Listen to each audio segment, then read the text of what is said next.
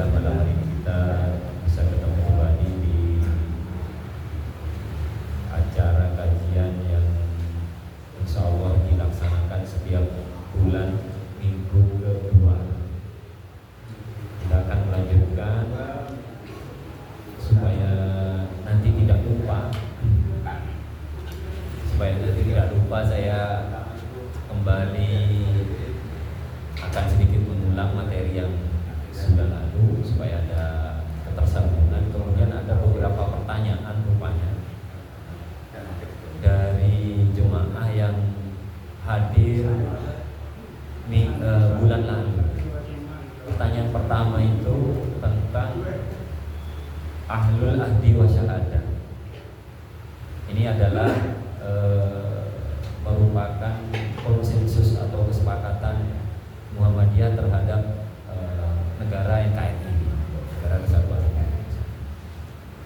Kemudian yang dari ngobrol-ngobrol kita setelah ngaji di bulan lalu itu juga sempat hangat ya membahas itu. Tapi sabar dulu Bapak ya, nanti ya insya Allah lah akan sampai kepada pembahasannya. Ala kulli hal, kita lanjutkan dulu materi kita.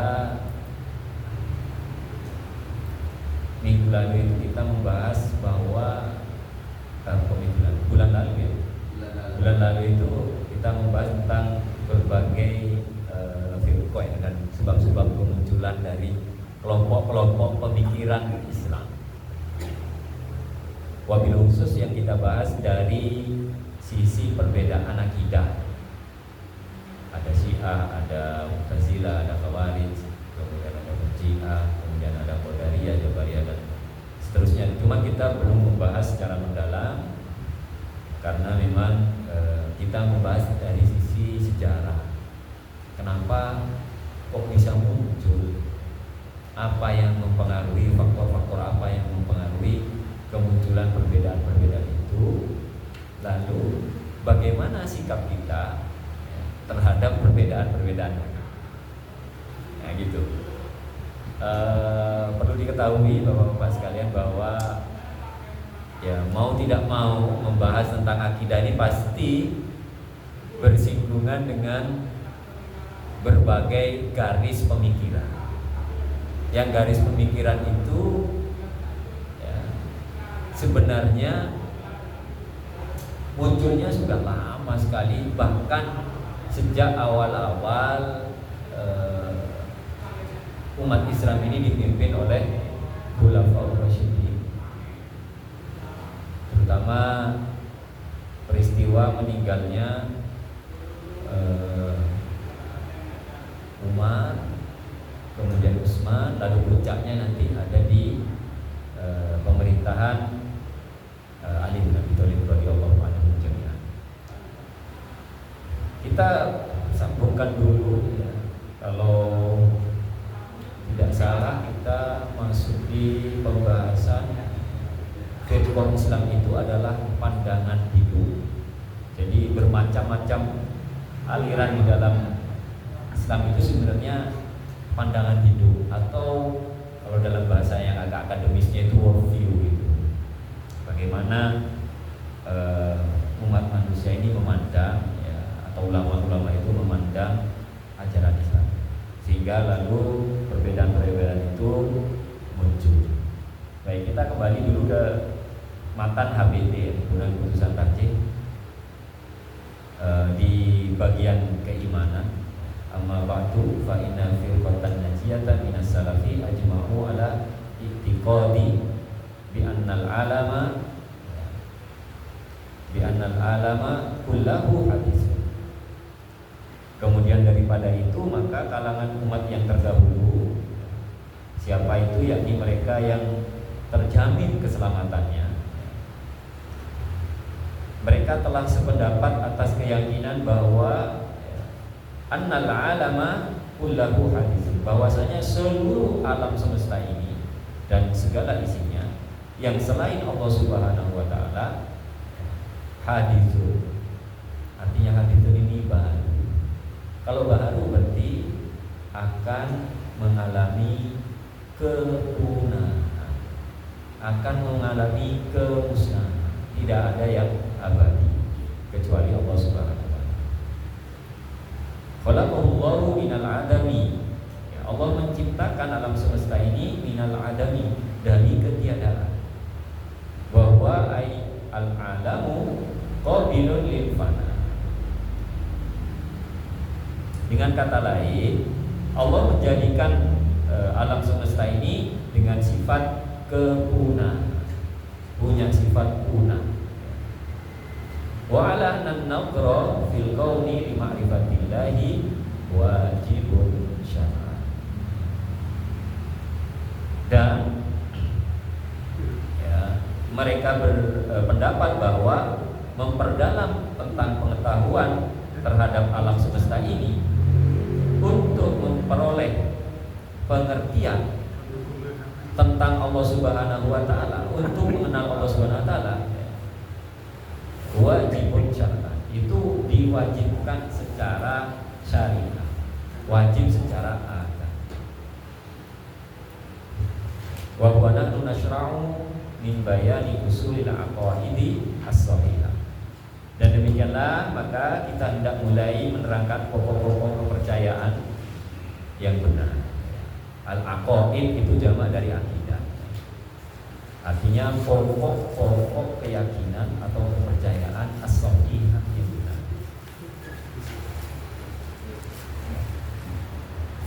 Baik. Sebelumnya kita sudah di beberapa minggu yang lalu, ya, tepatnya di sebulan yang lalu itu, kita sedikit mengurai tentang pertikaian politik. Kenapa sih kok bisa muncul berbagai macam kelompok, ya, yang paling tua itu Syiah gitu ya. Ya. Analisa yang pertama karena faktor politik di kalangan para sahabat, yang kemudian berimbas pada munculnya kelompok-kelompok dalam Islam. Nah, kelompok-kelompok yang muncul itu sesungguhnya mirip dengan partai politik yang berkembang saat ini. Yang mendukung Ali akhirnya menamakan diri dengan Syiah. Yang mendukung kubu sebelah ya, menamakan dengan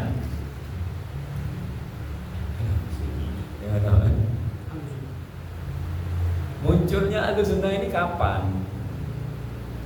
Lalu bagaimana munculnya? Nah, nanti ini kita bahas pelan-pelan.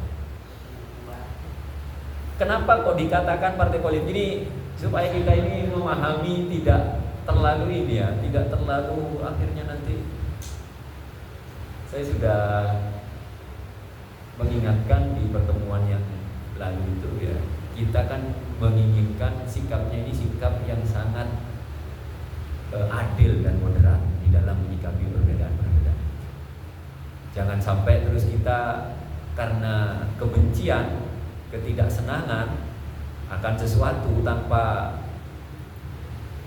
meneliti dengan jauh, dengan detail, lalu mengatakan mereka kelompok-kelompok yang berbeda dengan kita itu terus kafir. Apa indikatornya kalau kita harus mengatakan dia kafir dan seterusnya. Nah, supaya lebih mudah memahami, anggaplah ya, kita memahami hari ini seperti partai politik. Karena semua mempunyai ambisi kekuasaan, punya visi misi kekuasaan dan standar dalam mengangkat pemimpin. Bagi Syiah, yang namanya khalifah itu tidak ada. Karena kan arti khalifah itu kan pengganti. Semuanya itu ya pemimpin. Ya. Dan pemimpin ini harus dari kalangan ahlul bait gitu, menurut versi Syiah. Makanya ahlul bait ini dari 4 khulafaur rasyidin itu, yang ahlul bait hanya Ali bin Abi. Maka akhirnya muncul ya kata Rafidhah itu, karena mencaci maki sahabat-sahabat yang bukan ahlul bait. Ya memang kita tidak memungkiri itu muncul awal kali memang dari kelompok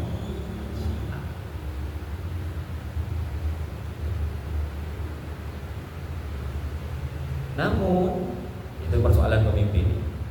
Namun persoalan politik tersebut kemudian berkembang kepada pandangan ketuhanan yang selanjutnya sering disebut sebagai kelompok kalam. Makanya ilmu akidah ini nama lainnya ada banyak. Ada yang menyebut ilmu tauhid, ada yang menyebut ilmu kalam, ada yang menyebut fiqhul akbar. Karena waktu itu ilmu fikih itu ya yang pertama muncul itu ya fikih seperti fikih syariah hari ini. Gitu. Sejak jadi dirumuskannya atau dikodifikasikannya ilmu itu pertama kali ya usul fikih, kemudian baru ilmu akidah. Nah, muncul kemudian ide-ide dan pemikiran kalam dari berbagai kelompok Islam yang ditulis hingga berjilid-jilid. Setiap kelompok berusaha untuk merumuskan ideologi kelompoknya secara komprehensif, sehingga muncul ribuan kitab kuning terkait dengan ilmu kalam yang memenuhi perpustakaan dunia. Jadi dari kalangan Syiah ya mengarang kitab, ulama-ulamanya dari kalangan Ahlussunnah yang mengarang kitab, dari kalangan Khawarij yang mengarang kitab, dan seterusnya. Ketika kita bicara ilmu kalam, banyak yang memahami bahwa ilmu kalam itu sekedar ilmu yang membahas mengenai Tuhan dan sifat-sifat Tuhan. Tidak salah memang, karena ini bagian dari sub pembahasan di dalam ilmu kalam. Memang benar bahwa ilmu kalam membahas tentang seluk-beluk Tuhan. Hanya saja membatasi ilmu kalam hanya sebatas pada kajian ketuhanan itu kurang tepat. Jadi dalam ilmu itu pasti ada yang usul, ada yang furu juga, termasuk dalam ilmu kalam. Hukum mempelajari ilmu kalam atau akidah ini bagi setiap muslim fardu ain untuk urusan-urusan yang usul, untuk urusan-urusan yang pokok tentang eksistensi ketuhanan, kenabian, kemudian hal-hal yang berkaitan dengan keimanan, surga neraka, siksa kubur dan seterusnya.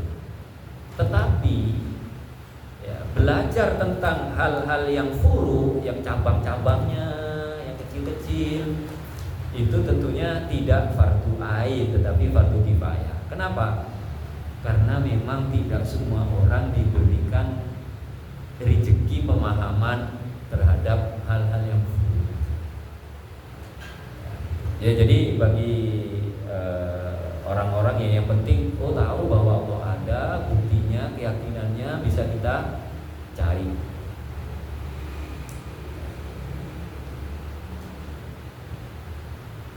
Bahasan ketuhanan dalam ilmu kalam merupakan bagian dari bahasan kalam secara keseluruhan. Jika kita buka-buka ya, misalnya kitab Al-Ibkar fi Usuluddin ya, karya Imam Al-Amidi, atau kitab Arba'in fi Ilmil Kalam karya Imam Ar-Razi misalkan. Bahasan pertama yang dikaji oleh ilmu kalam adalah masalah ontologi atau masalah wujud. Apa itu yang dimaksud ada? Apa itu wujud? Tema wujud ini menjadi tangga pertama dalam ilmu kalam atau ilmu akidah atau ilmu tauhid atau fiqhul akbar atau usuluddin sama saja. Karena wujud akan berimplikasi pada bahasan kalam. Kita bisa mensifati Allah maha mendengar, maha melihat, ya kan, maha kuasa, maha berkehendak. Pintu masuk pertamanya ini wujud. Kalau terhadap sifat wujud atau ada ini kita menolak, maka tidak mungkin sifat-sifat berikutnya itu akan kita yakini. Gimana kita tidak meyakini akan eksistensinya? Kita kita tidak meyakini akan keberadaannya.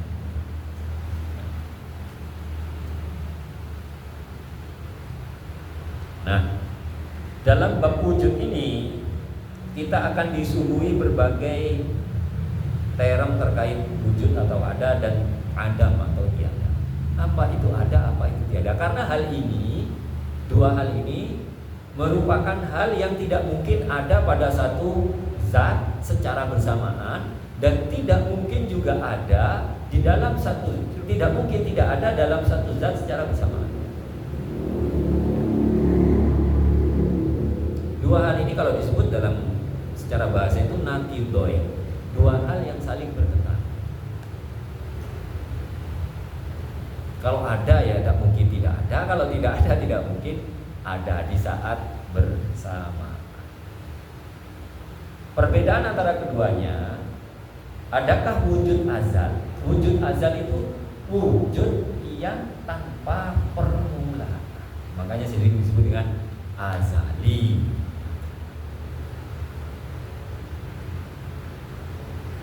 Ya. Lalu terkait dengan wajibul wujud, wujud yang wajib, tidak boleh tidak ada di segala garis waktu atau timeline. Kalau sekarang kita ini dikatakan wujud iya, tetapi dulu kan tidak ada, pernah tidak ada, maka kita ini tidak tergolong sebagai wajibul wujud, yang keberadaannya itu tidak boleh tidak ada, harus selalu ada gitu wajibul wujud.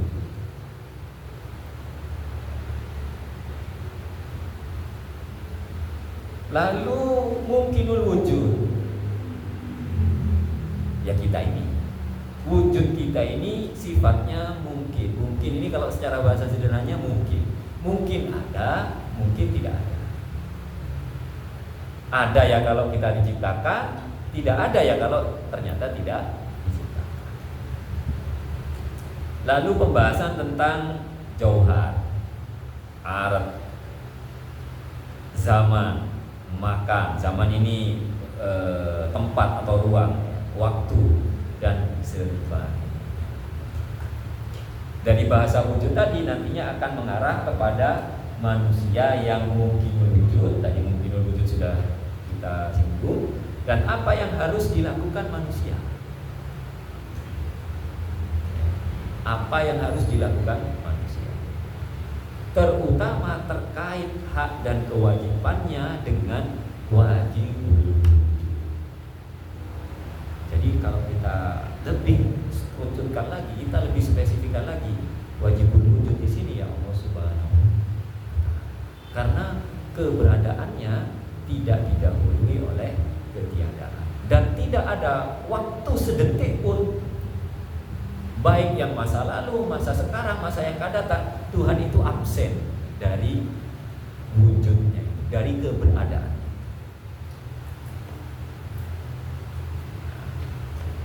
Jadi nantinya ini akan bersinggungan dengan usul fikih, kajian-kajian usul fikih. Kenapa? Ya kita sebagai makhluk tentunya punya kewajiban terhadap zat yang telah menciptakan kita. Manusia sebagai mungkin wujud ketika hidup di dunia mempunyai sifat ikhtiariyah. Ikhtiar ini kalau kita kan sering ya setelah berikhtiar kita bertawakal. Maksudnya berikhtiar itu berusaha, bukan. Ikhtiar di sini artinya pilihan. Ikhtiariyah ini pilihan. Juga kita diberikan sifat iradah, keinginan. Bagaimana nantinya manusia ini akan memilih mengenai kebenaran dan kebatilan? Ya, makanya kita nanti termasuk yang dimintai pertanggungjawaban itu. Kenapa? Karena diberi sifat ikhtiariyah. Apakah posisi manusia di dunia sekedar menjalani ketentuan Tuhan Allah Subhanahu wa Ta'ala, seperti halnya orang-orang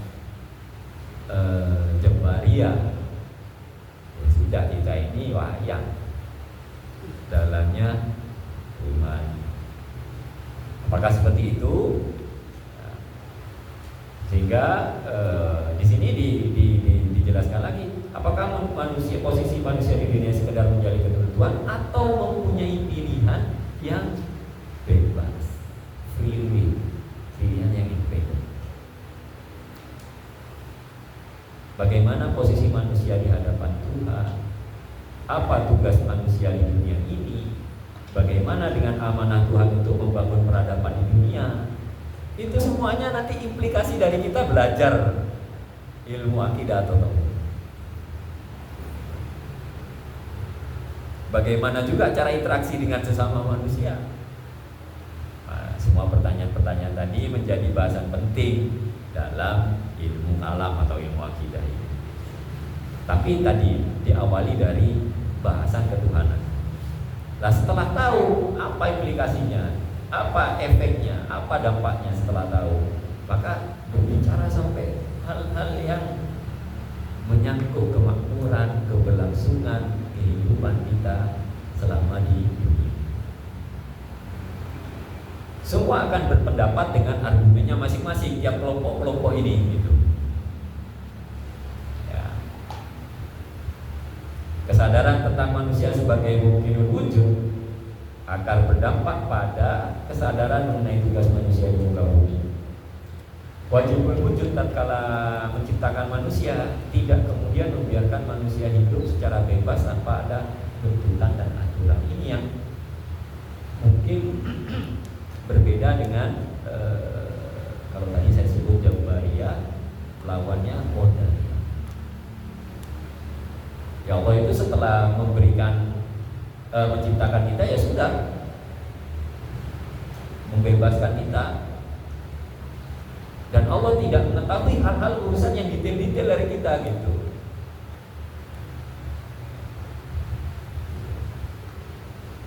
Ya termasuk kalangan juga Mu'tazilah ya, yang di dalamnya juga kelompok-kelompok filosof masuk ya.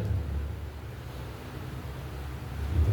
Ini saya bicara peta globalnya.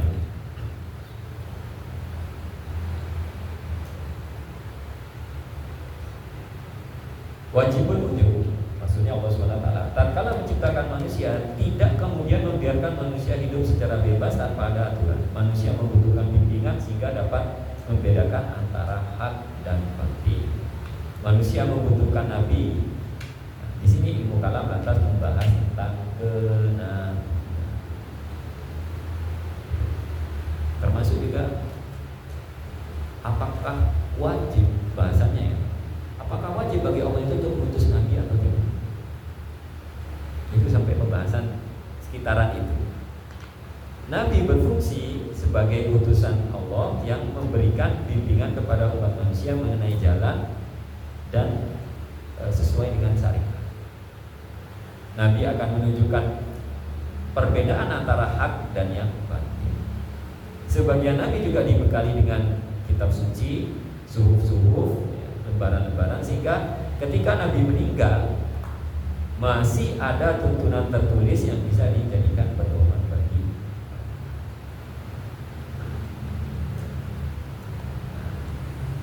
Itu pembahasan kedua di ilmu kalam. Tadi setelah membahas ketuhanan, aplikasinya apa, kemudian kenabian, baru yang ketiga nanti masuk ke hal-hal goib. Saya lanjutkan sedikit. Manusia sebelumnya tidak ada, lalu diciptakan menjadi ada dan akan berakhir kepada ketiadaan. Hanya saja manusia tidak tahu apakah ketiadaan itu benar-benar tidak ada dalam arti musnah atau sekedar berpindah dari satu alam ke alam lain.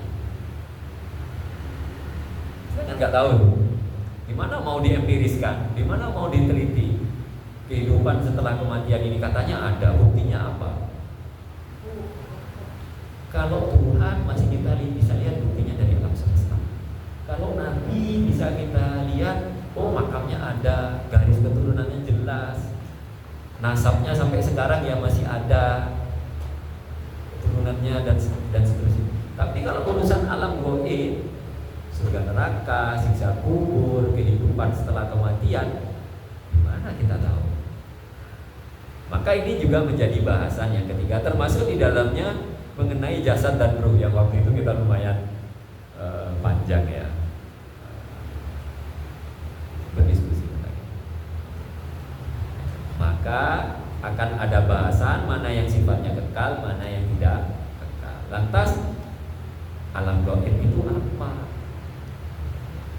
Apa yang akan terjadi ketika manusia berpindah ke alam yang lain, misalnya dari alam dunia ke alam barzakh? Nah, di sini posisi ilmu kalam mengkaji alam barzakh tadi, alam kubur, itu bangkitan, hisab, sirat, surga neraka. Bahasan yang sangat detail disertai dengan argumentasi yang masuk akal.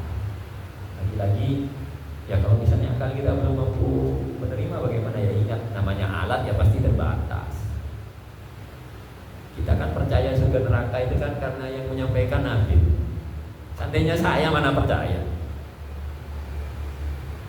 Seandainya orang yang bukan Nabi menyampaikan, mana percaya? Kenapa terus kita kok harus mengenal Nabi itu? Karena Nabi yang memang diberi wahyu. Dan kalau bicara Nabi Muhammad seumur hidup, jangankan berdusta, menyakiti orang lain saja Nabi tidak pernah. Saya ingin tahu kira-kira sejarawan mana yang berani menulis orang yang pernah sakit hati karena orang dengan 9 atau 11 istri, lalu semuanya tidak ada yang mengatakan kejelekan Nabi. Kalau kayak saya, Pak, istri 1, waduh, kalau ingin tahu kejelekan tanya saya dan istri saya, tahu semua. Nabi 9 orang, bahkan 11 dengan hamba sayanya, 1 pun tidak ada yang pernah bercerita tentang kejelekan Nabi. Lalu ya sih, memang inilah satu-satunya orang yang layak kita yakini. Makanya semuanya wahyu itu turun, lalu Nabi sampaikan kepada kita. Kita kenali sifat-sifat Nabi itu ya: sidik, amanah, tabligh, fatwa, sifat wajib. Nah, kembali lagi ke pembahasan di awal tadi. Jadi ilmu kalam itu, ilmu akidah ini sesungguhnya pandangan hidup, atau kalau orang yang agak akademik itu mengatakannya ini worldview bagi kelompok Islam. Karena apa? Karena membahas tentang Tuhan, tentang manusia, sikap manusia di hadapan Tuhan, perjalanan manusia ke akhirat dan sebagainya.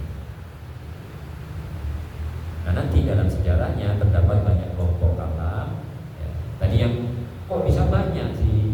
73 yang dijelaskan oleh Nabi di dalam hadisnya itu bukan kelompok secara fikih.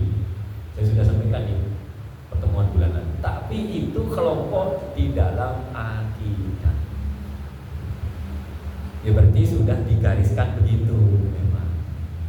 Jadi kalau kita menginginkan ini, gimana sih? Apa nggak bisa bersatu? Kita sudah ditakdirkan untuk ini, salah satu doa Nabi yang tidak diterima. Kalau dalam hadisnya itu, Nabi itu ingin sekali umatnya ini bersatu, tetapi sudah dijawab itu tidak akan diterima di permohonan yang satu. Nah, tinggal sedikit Pak, 1 paragraf lagi. Pandangan hidup ini akan berdampak kepada sikap seseorang itu dalam kehidupan di dunia. Pandangan akidah yang ekstrim akan melahirkan manusia yang ekstrim juga. Contoh, seperti kelompok Khawarij. Ya, kalau yang sangat-sangat nyata akhir-akhir ini di 10-20 tahun terakhir ini ya ISIS misalkan. Kelompok ini akan sangat mudah mengkafirkan kelompok lain yang tidak sependapat dengan pemahamannya. Dan bukan sekedar mengkafirkan, namun juga membunuh mereka. Masih ingat perang Syria, Irak beberapa tahun yang lalu? Yang dibunuh itu siapa? Orang yang masih mengucapkan syahadat, yang sholatnya masih menghadap kiblat, yang kitabnya masih Quran, bukan agama yang lain yang berbeda. Itu akibat dari apa? Akibat dari pemahamannya yang ekstrim, sehingga menghasilkan akidah yang ekstrim tadi, sehingga menghasilkan pemahaman yang ekstrim. Nah, pandangan yang Islam yang moderat, ya, maka juga akan menghasilkan sikap yang moderat, yang tidak mudah mengkafirkan selama mereka masih ahlul kiblat, masih sholat menghadap kiblat. Meskipun sholatnya setahun sekali,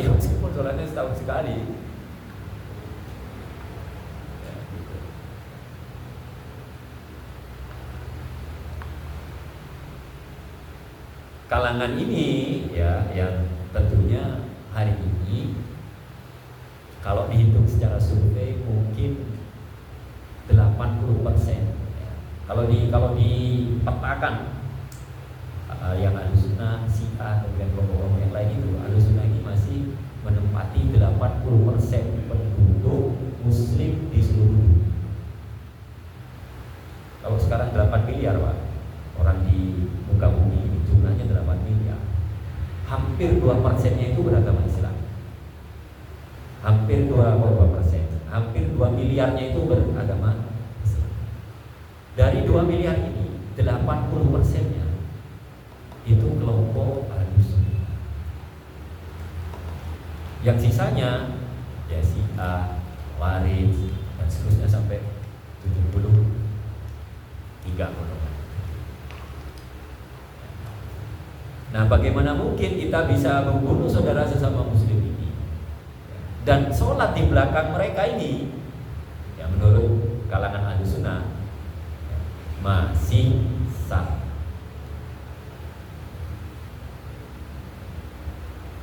Masih boleh menikah dengan mereka. Jangankan yang NU Muhammadiyah Pak, dengan antara yang Sunni Syiah yang ini masih boleh kita bermuamalah itu ya, termasuk menikah, termasuk sholat di belakang mereka dan seterusnya. Ini jangan sampai kita muncul pemahaman-pemahaman yang ekstrim ya, gitu ya. Berdagang, berinteraksi dengan mereka itu masih boleh. Wallahu a'lam bishawab.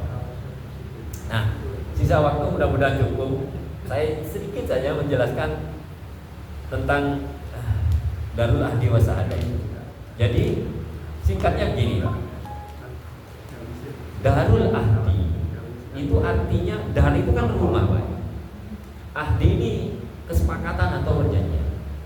Wa Syahadah persaksian. Jadi negara Pancasila ini, negara Indonesia yang berdasar kepada Pancasila ini dalam perspektif Muhammadiyah dianggap sebagai tempat atau rumah bersama yang terikat perjanjian damai di dalamnya. Sejak negara ini berdiri kan tidak ada itu Indonesia, mulai saat ini yang Muslim dan yang non-Muslim tidak boleh bersatu, tidak boleh, kan nggak ada, semuanya bersepakat untuk hidup bareng-bareng gitu. Maka mereka ya harus minta hormat. Itu saya baca dari laman resmi Muhammadiyah, yang muhammadiyah.org. Ini diputuskan di Muktamar Makassar 2015, berarti sekitar 11 tahun yang lalu. Kemudian diperkuat lagi dengan keputusan pimpinan pusat di tahun 2018. Jadi tentu saja ini berbeda ya dengan anggapan bahwa ada yang mengatakan Indonesia ini negara kafir. Oh, enggak. Nanti kalau kita misalkan ini Pak ya sudah katanya penguasa di negara ini yang enggak setuju pindah saja.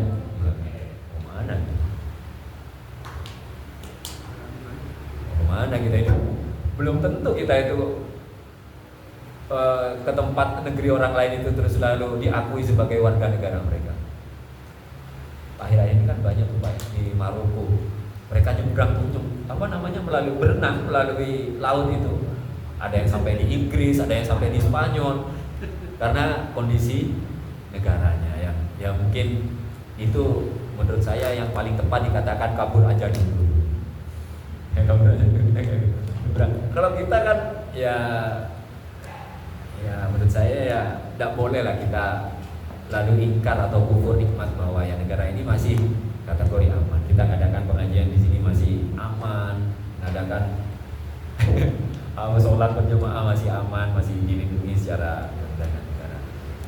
Dan wasyahadahnya ini artinya apa? kita harus mengisi negara ini dengan peran-peran kemanusiaan, keumatan yang bermanfaat. Itu kesepakatan Muhammadiyah. Makanya lalu disebut dengan Darul Ahdi Wasyahadah. Kita punya komitmen kuat untuk membangun negeri. Maka tidak ada lagi bagi Muhammadiyah itu yang anti politik. Ada dia politik yang punya kemampuan, silakan masuk parpol. Karena kalau mau mengubah secara politik nggak melalui parpol sulit. Bisa kecuali dengan gerakan revolusi, dan itu biayanya besar. Tidak juga meskipun hari ini juga biaya politik besar ya Pak. Biaya politik hari ini besar. Baik, saya kira begitu. Nanti kalau sudah waktunya Isa mungkin bisa kita lanjut offline aja ya, di luar ngobrol-ngobrol santai lah. Assalamualaikum warahmatullahi wabarakatuh. Udah colek-colek Bapak ya. Siap.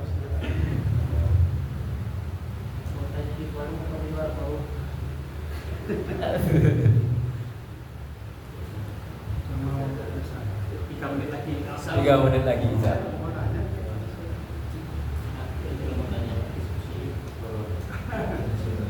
Tanya moderat. Moderat. Banyak berarti kan bisa kali Indonesia juga mana-mana itu. Kenyataan mereka tidak seperti kita, tidak mudah seperti ini. Seperti ini saya dikatakan seperti ini, sama seperti ini juga tidak mau menikah dengan selain energi. Ini apakah kita ingin menikah dengan mereka? Merekanya yang tidak mau kayaknya Pak. Ya. Tapi harus ikut kepada mereka ini. Ya. Kan ya? Jadi kalau moderat dan pengertian dia tegak pada hukum. Jadi, ya paham. Kemudian dengan saya mau dengan sikap. Siapa tidak mau dengan kita? Akidahnya sudah berbeda kan seperti itu. Iya betul. Kalau kita sudah lagi nikah dengan orang Syiah, ikuti dia, ini bisa semua Islam kan? Iya. Kita harus saja. Baik. Artinya kalau anak-anak kita nanti berikut dengan orang yang mungkin beda dengan kita, ya kita harus hati-hati. Ya. Jangan udahlah. Kalau sikap berhati-hati wajib Pak. Jadi begini, boleh ini artinya tidak terlarang. Dan misalkan ijab qabul itu terjadi, sah.